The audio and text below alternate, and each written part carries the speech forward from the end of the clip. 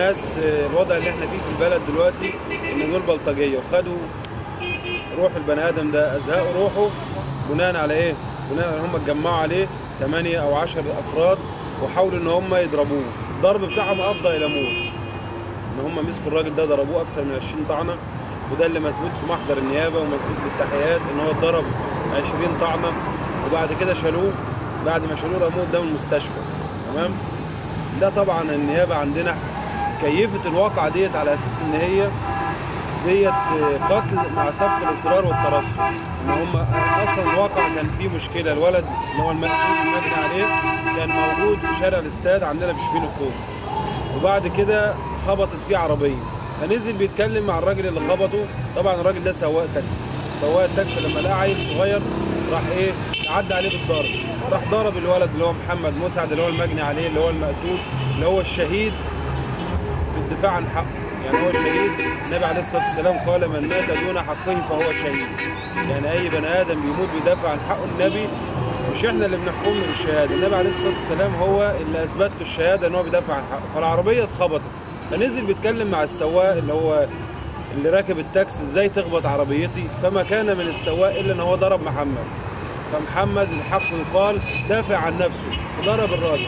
المهم الناس حشتهم وكل واحد راح في اتجاه وانتهى الموضوع على كده. مشي محمد بعد كده في طريقه وكمل شغله وكمل المهنه بتاعته ان هو بيوزع جاز على فران الغاز، على فران العيش وكده، علشان خاطر ان هو بيخلي الفران دي تشتغل في اي وقت المفروض ان هو بيوزع الغاز. الجاز ده ممكن يوزعه الساعه 12 بالليل، الساعه 1 بالليل، 8 الصبح، في اي وقت ممكن هو يوزع الجاز ده. فبعد ما وزع الجاز ومروح في طريقه الى العوده الى بيته، لقى مجموعه من الجماعه اللي هم حصل معاهم مشكله، شباب والراجل الكبير سواق التاكس واقفين مستنيينه في منزل الكوبري العلوي عندنا في شبين الكوم، في اتجاهك وانت رايح مركز 100 خام، قريه تبع مركز شبين. واقفين طبعا، وقفوه واعتدوا عليه بالضرب. انواع الضرب ايه بقى؟ كان معاهم صاعق كهربي، وكان معاهم سنج ومطاوي، واخد بالك، وكانوا عايزين مبيتين النيه ان هم يموتوه. وعلشان كده النيابه العامه اتهمتهم اتهام مباشر بالقتل مع سبق الاصرار والترصد. سبق الاصرار ده لوحده ظرف مشدد، والترصد ظرف مشدد. هم اقترنت الجنايه دلوقتي بظرفين مشددين، في ظرف ثالث اللي هو ظرف الليل. تمام؟ سبق الاصرار ان هم عقدوا النيه واتفقوا ان هم هيستنوا محمد في الحته الفلانيه علشان خاطر يعتدوا عليه. تمام؟ والترصد ان هم انتظروه بهدف واحد بس، هو قتل محمد، ان هم يقتلوا محمد. فطبعا 8 بيضربوا في شاب، وبعدين شاب يعني يعتبر 18 سنه، واخد بالك، لما يتلم عليه 8 عدد الطعنات اللي فيه، واخد بالك، بتبين ان ده اعتداء وحشي عليه، دي بلطجه، وناس ما عندهاش ضمير، وناس ما عندهاش عقل.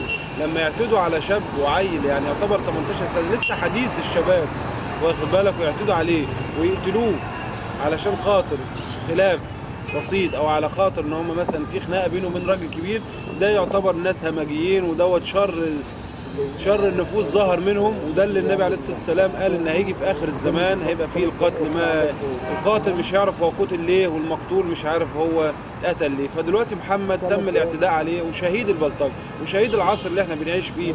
طبعا احنا بنحمل الحكومه، والانفلات الامني ده سببه ان الحكومه مش قادره ان هي تعمل اي نوع من انواع الامان للناس. كل الامر ان الحكومه طبعا بتحاول انها تسيطر على بعض المجرمين وبعض الحاجات اللحظيه، لكن الانسان في حد ذاته مش حاسس بالامان.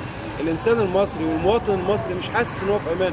اي انسان دلوقتي من حقه قانون ان هو يشيل شيء يحمي نفسه بيه، لازم يحمي نفسه. ممكن اي واحد دلوقتي يوقفك في الشارع ومعاه سلاح ياخد منك اللي هو عاوزه، ممكن يقتلك، ممكن مصير اي واحد فينا زي محمد لو طلع علينا ناس مثلا 2 3 حراميه او 2 3 بلطجيه ومعاهم سلاح، وطلبوا من اي واحد فينا ان هو يجيب الفلوس اللي معاه او يعتدي عليه مثلا، هنعمل ايه؟ ما ممكن تموت، ولو مت ولا حد يعرف مين اللي موتك ولا انت مت ليه ولا ايه اللي حصل. فاحنا طبعا بنحمل اول حاجه رئيس الجمهوريه مسؤوليه القتل ده، لان هو انسان مش حاسس بينا ومش عارف ايه اللي بيحصل لنا، وهو عايش في كوكب تاني ومالوش دعوه بينا خالص.